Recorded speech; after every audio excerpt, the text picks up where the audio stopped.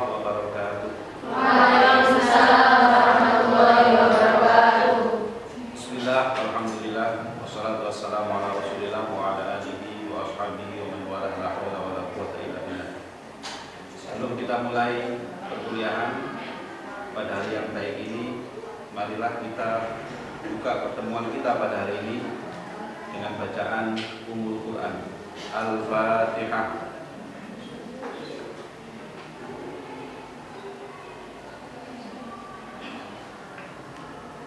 Semoga keberkahan dari suratul Fatihah memberikan kita kemudahan dalam mencari ilmu dan juga memberikan keberkahan dari ilmu yang kita dapatkan.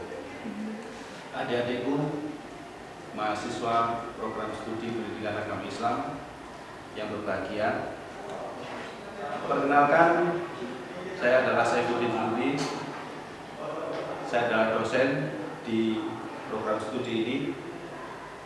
Selama 1 semester ke depan, saya akan bersama-sama dengan kalian dalam mata kuliah Tafsir Tarbawi. Jadi, pertama-tama kita akan berkenalan dulu dengan mata kuliah kita ini. Mata kuliah Tafsir Tarbawi merupakan mata kuliah wajib yang harus diikuti oleh semua mahasiswa di program studi. Berikutnya deskripsi mata kuliah. Mata kuliah ini membahas ayat-ayat Al-Quran yang berkaitan dengan konsep dan praktik pendidikan Islam atau tarbiyah. Tarbiyah itu bahasa Arab Rabbi tarbiyatan, yang artinya secara umum adalah pendidikan. Mencakup ayat-ayat tentang tujuan pendidikan, metode, kurikulum, peserta didik, pendidik, serta etika pendidikan. Mahasiswa diharapkan dapat memahami, menganalisis, dan mengaplikasikan nilai-nilai tarbawi dari ayat-ayat tersebut dalam konteks pendidikan kontemporer. Sebelumnya saya ingin menyampaikan bahwa Al-Quran ini adalah sumber dari segala sumber bagi umat Islam untuk mengarungi kehidupan. Dalam hal ini kita akan fokus bahwa di dalam Al-Quran terdapat sekian banyak ayat-ayat atau ajaran-ajaran Al-Quran yang berhubungan secara langsung dengan pendidikan, dengan dunia pendidikan, khususnya pendidikan Islam. Maka dari itu, capaian pembelajaran mata kuliah atau CPMK diharapkan mahasiswa setelah mengikuti perkuliahan ini, pertama menjelaskan pengertian dan ruang lingkup tafsir tarbawi. Jadi tafsir tarbawi itu ada tafsir dan tarbawi. Kita tahu Al-Quran ini adalah kalamullah. Al-Quran ini berbahasa Arab, turun di Arab. Kemudian manusia, termasuk kita ini, yang ingin mempelajari Al-Quran, maka kita berhadapan dengan teks-teks suci kalamullah. Seorang tafsir, seorang yang melakukan kegiatan penafsiran Al-Quran disebut dengan mufassir. Itu adalah orang yang berusaha untuk menangkap pesan, untuk menyimpan rahasia yang tersembunyi di dalam ayat Quran tersebut. Sedangkan tarbawi ini adalah pendidikan. Maka dari itu tafsir tarbawi adalah penafsiran dari Al-Quran yang dilakukan oleh seorang penafsir untuk mengungkap ayat-ayat tentang pendidikan. Yang kedua, menyusun dan mempresentasikan tema-tema pendidikan dalam Al-Quran. Nanti kita sudah pandu, kita sudah berikan di dalam rencana pembelajaran semester pertemuan yang pertama bagaimana, kedua, ketiga, dan seterusnya.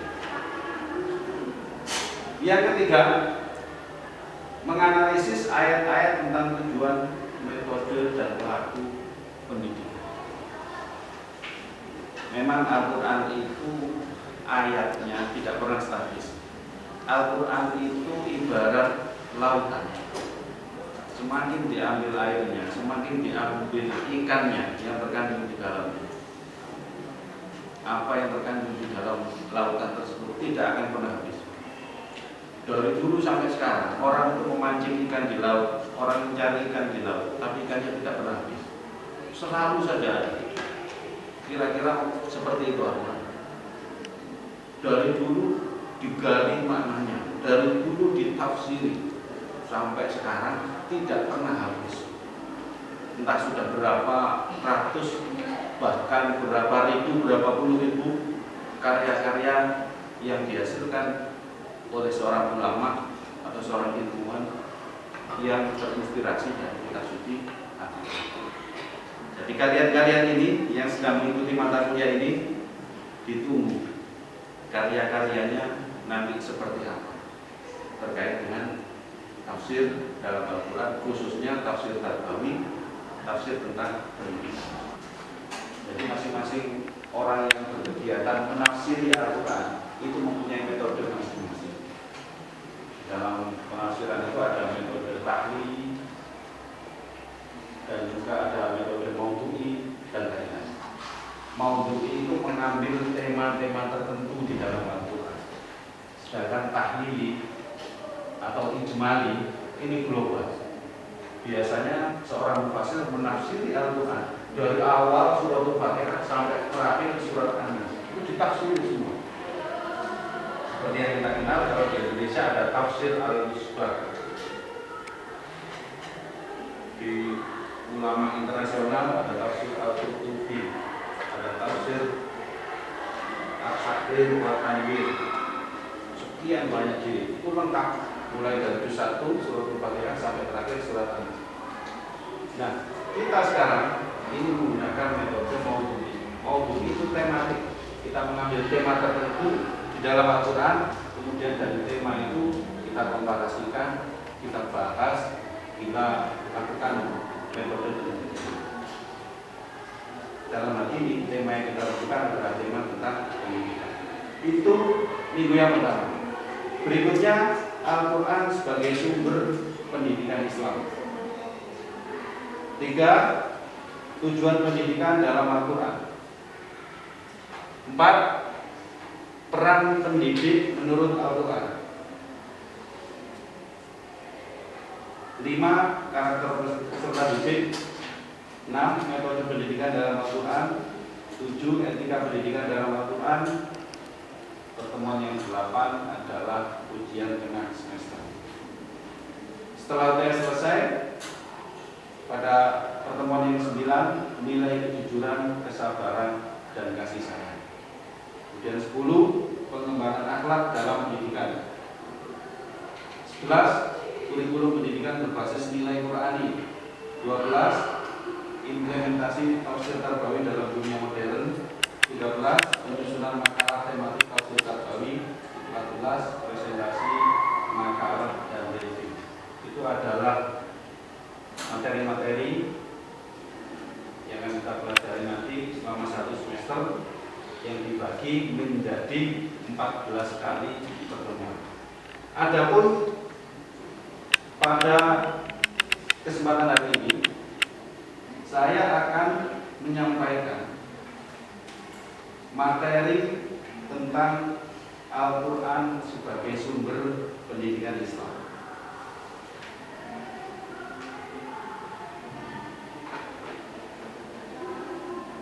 Al-Quran bukan hanya kitab ibadah, tapi juga pedoman hidup.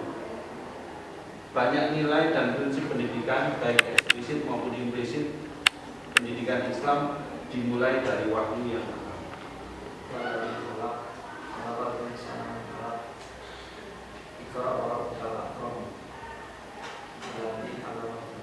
Itu 1 sampai 5.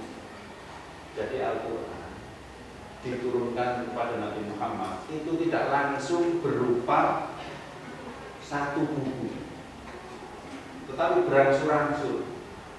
Bahkan ayat yang pertama kali turun itu bukan surah Al-Fatihah, meskipun Al-Fatihah tempatnya di paling depan. Yang pertama kali turun adalah surat Al-Alaq 1 sampai 5.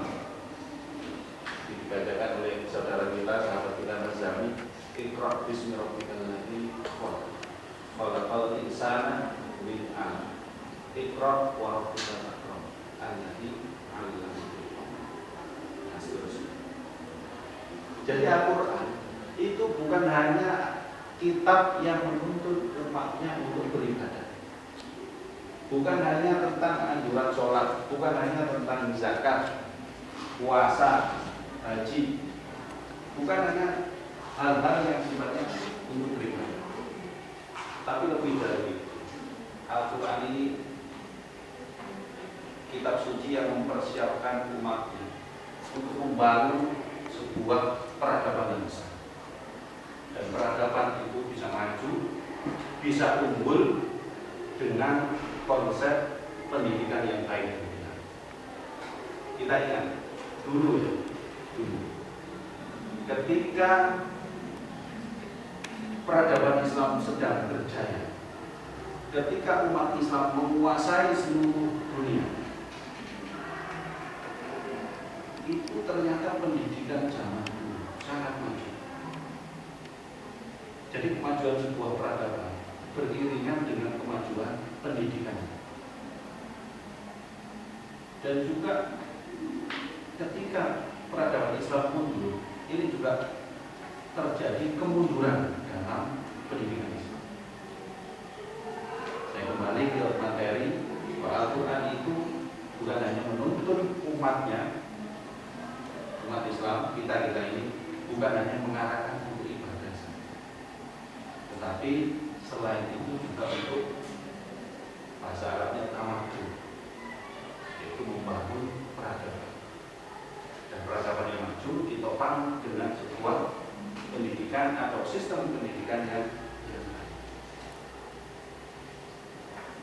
Berikutnya dasar-dasar pendidikan dalam Al-Quran: pembentukan insan bertakwa, substansi, tauhid, akhlak, ilmu, amal, kemudian metodenya ada kisah, perintah, larangan, analogi, dan guru utama dari konsep pendidikan dalam Al-Quran adalah para nabi. Yang pertama itu surat Al-Baqarah ayat 2. Ada yang apa? Dzalikal hudal. Jadi sejak awal Al-Quran turun, setelah surat Al-Fatihah, kemudian Al-Baqarah, itu ada ayat Alif Lam Mim. Dzalikal kitabul la raib hudal lil muttaqin. Kalau dilanjutkan, alladzina yu'minuna bil ghaibi wa yuqimunas shalah wa mimma razaqnahum. Di dalam ayat tersebut, yaitu surat Al-Baqarah ayat 2, dimulai dengan itulah kita yang tidak ada keraguan di dalamnya. La raiba fi. Artinya apa?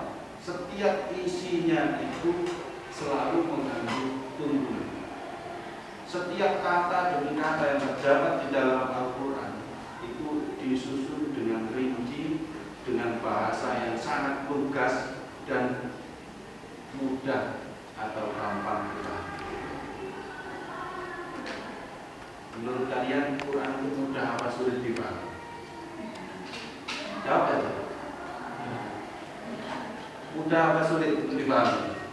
Pasti jawabannya sulit. Tetapi bagi orang yang benar-benar belajar, orang yang benar-benar menekuni Al-Quran, maka tidak ada yang sulit. Saya ambil contoh saja. Quran itu satu-satunya kitab di dunia ini, atau mungkin kitab suci di dunia ini, yang begitu banyak para penghafal. Jadi ada satu ayat di dalam surat Al-Qamar itu Walaqad yassarna Qur'an lidzikri fahal min muddakir. Allah itu memudahkan Al-Quran untuk dibaca. Ini dari ayat tersebut. Jadi betapa luar biasanya Al-Quran.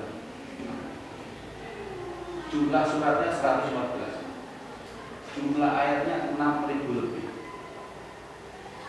jumlah halamannya saya pribadi tidak pernah ngitung.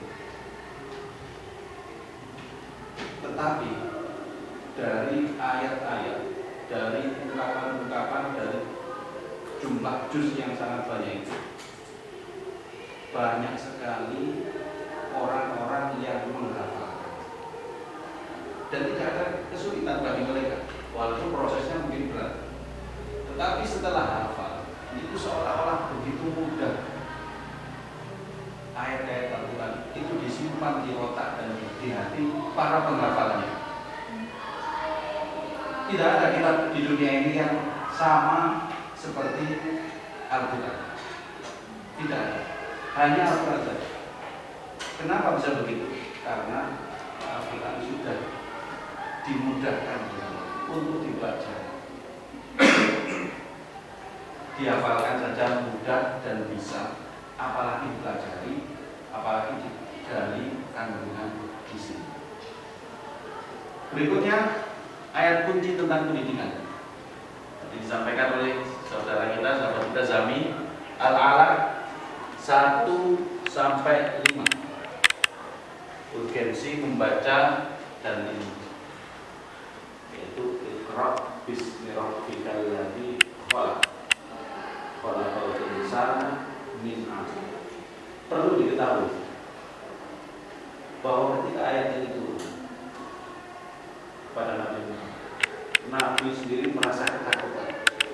Nabi sendiri bahkan berkata pada Jibril, malaikat, ketika dibacakan Iqra, baca. Nabi Muhammad menjawab dengan ketakutan, "Ma ana biqari, saya tidak bisa baca." Karena kita tahu Nabi Muhammad itu nabi yang tidak pandai membaca dan menulis.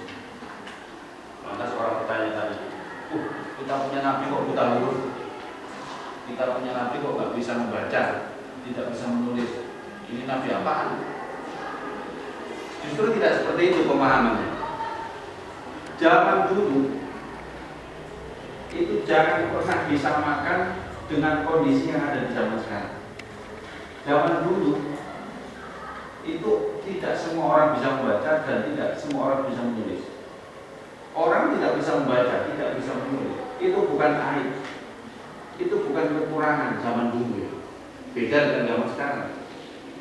Sekarang hampir nggak ada orang yang tidak bisa membaca dan tidak bisa menulis. Kalaupun ada, itu orang-orang tua yang tinggal di gunung-gunung, tinggal di pedalaman yang jauh dari keramaian kota, sehingga mereka tidak sempat belajar membaca dan menulis. Itu pun orangnya sudah tua. Justru Nabi Muhammad itu tidak pandai membaca dan menulis. Ini justru pujian kepada dia.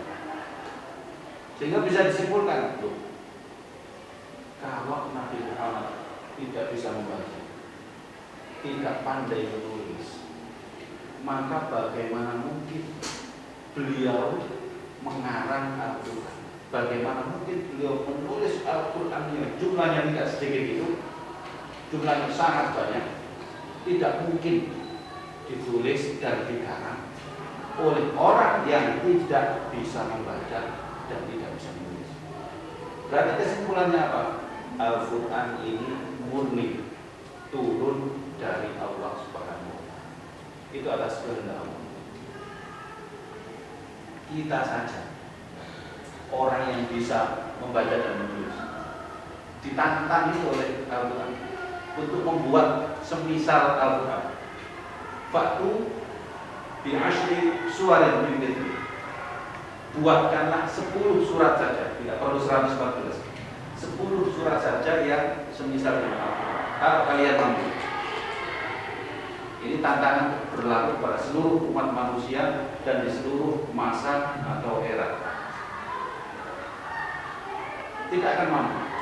Kemudian di dalam surat Al-Baqarah, tantangan itu diturunkan menjadi satu surat. Fatu bisuratin min mithli. Maka buatkanlah satu surat saja yang seperti Al-Quran. Wad'u syuhada'akum, dan ajaklah teman-teman, ajaklah itu ilmuwan-ilmuwan, orang yang pandai, yang pintar. Ajak semua, kumpulkan semua untuk membuat semisal Al-Quran. Maka itu tidak akan pernah terjadi. Itu tidak akan manusia.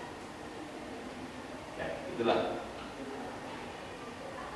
rahasia dibalik Al-Alaq 1 sampai 3. Intinya kita disuruh, diperintah untuk Iqra. Iqra itu membaca. Iqra itu menangkap realitas. Iqra itu menganalisis realitas.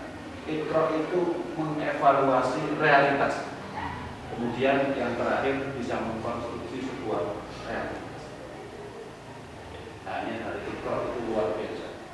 Kemudian Luqman di surat An-Nahl, metodenya itu hikmah, mau'idhah dan dialog.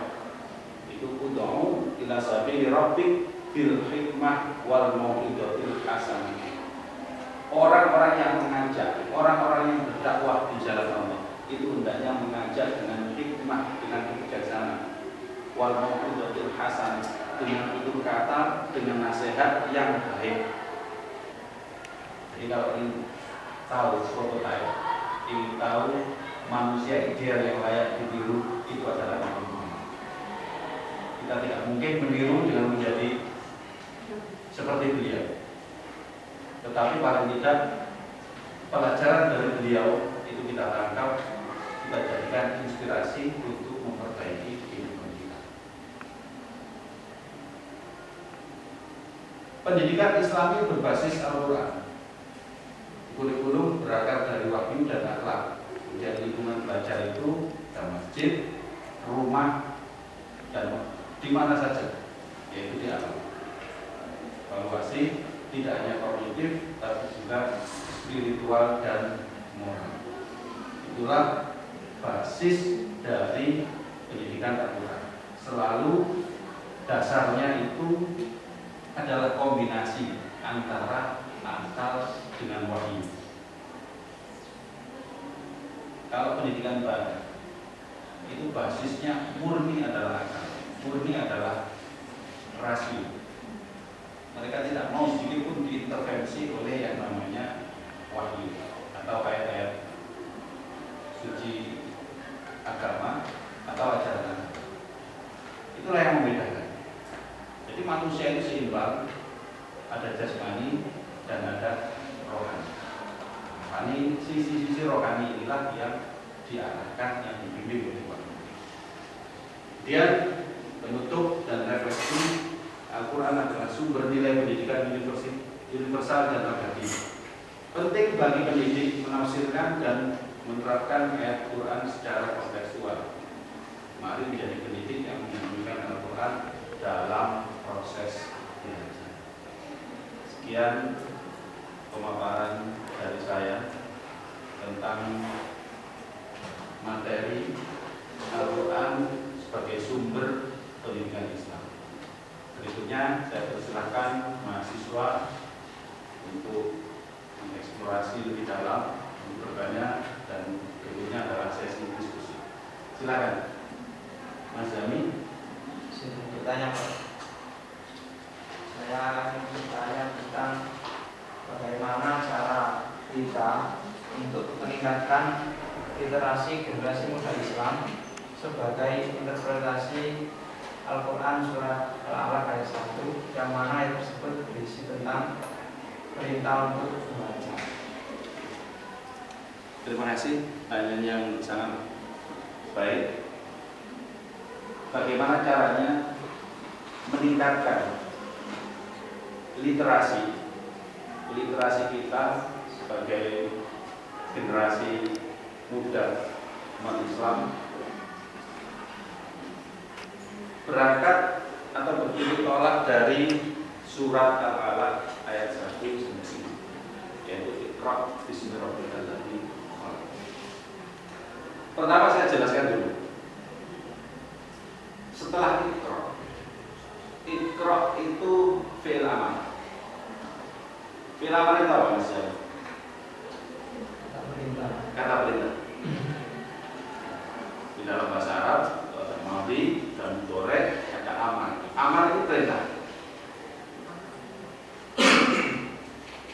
Biasanya yang namanya perintah, setelah perintah itu diikuti dengan objek atau dengan informasi tentang apa yang diperintahkan. Misalnya diperintah untuk keluar atau diperintah untuk masuk, diperintah untuk makan, untuk minum, itu ada objeknya. Tetapi dalam ayat tersebut itu tidak dijelaskan. Iqra, apanya yang iqra? Langsung disambung dengan bismi rabbikal ladzi khalaq. Artinya apa? Bahwa membaca, bahwa iqra itu meliputi apa saja. Meliputi apa saja. Yang asalkan dia pengetahuan, asalkan dia itu adalah hikmah, maka itu boleh kita melakukan iqra. Tentang apa saja? Ini sebagai contoh ya. Sebagian mahasiswa akan mengerjakan tugas akhir atau sedang proses mengerjakan tugas akhir atau skripsi. Nah, justru yang paling sulit. Maka dari itu saya itu kadang-kadang ya bertanya-tanya. Ada sebagian mahasiswa kita yang penelitiannya itu tentang TikTok, tentang video yang beredar di media sosial. Dan penelitiannya misalnya dampak negatif, misalnya tentang kecanduan. Padahal yang meneliti itu juga kecanduan. Seolah-olah dia itu tidak kecanduan, yang kecanduan adalah murid-muridnya atau siswa-siswanya. Lebih parah lagi mungkin dosennya juga kecanduan, dosen pembimbing. Jadi Mas Zami untuk meningkatkan literasi perlu kita melihat orang zaman dulu itu seperti apa. Generasi saya seperti apa? Itu membaca buku yang kertas, bukan digital. Sekarang itu banyak sekali kebijakan pendidikan di negara-negara lain yang melarang buku versi digital. Kembali ke zaman dulu buku versi kertas. Dan ternyata menurut survei negara Cina itu negara yang sangat kuat dalam masalah literasi, terutama kembali kepada perpustakaan konvensional, bukan digital. Sekarang pertanyaannya, mampukah kita kembali ke buku konvensional? Saya termasuk penganut paham itu. Saya itu keras. Kalau ingin belajar, sebisa mungkin hindari yang namanya itu. Kembali lagi ke buku yang berbasis kertas. Mungkin saya terlihat polos, tetapi saya mengacu pada riset-riset di dunia ini, riset ilmuwan di seluruh belahan dunia, bahwa mereka percaya membaca buku dengan buku yang dicetak yang berupa kertas itu jauh lebih efektif. Sekian perkuliahan kita pada hari ini. Mudah-mudahan kita memberikan ilmu yang bermanfaat. Terima kasih atas kehadiran mahasiswa semuanya, terutama kepada Zami yang memicu diskusi kita, sehingga kita bisa menjelaskan tentang ayat-ayat dalam Al-Quran yang berhubungan dengan dunia pendidikan. Sekian, sampai ketemu lagi. Wallahul muwaffiq ila aqwamit thoriq. Assalamualaikum warahmatullahi wabarakatuh.